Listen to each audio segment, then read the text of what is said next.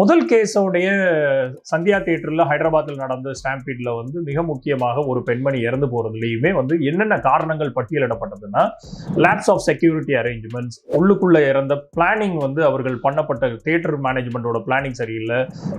Local personals அங்க cinema theatre சம்பந்தமான ஆட்களை தாண்டி அந்த நிகழ்ச்சியை ஏற்பாடு செஞ்சவர்களுடைய ஒட்டுமொத்தமான அந்த பிளானிங்குமே கொலாப்ஸ் ஆனது மட்டும்தான் இந்த உயிரிழப்புக்கு காரணம் அப்படிங்கிறது தான் அங்க காரணமாக சொல்லப்பட்டு இன்றைக்கு A11 குற்றவாளியாக அல்லு அர்ஜுனா உட்பட 23 பேர்கள் அங்க குற்றவாளிகளாக சேர்க்கப்பட்டுள்ளனர்.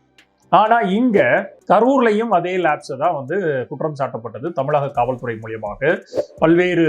வழக்குகளினுடைய சாராம்சத்தை மையப்படுத்தி ஒட்டுமொத்தமாக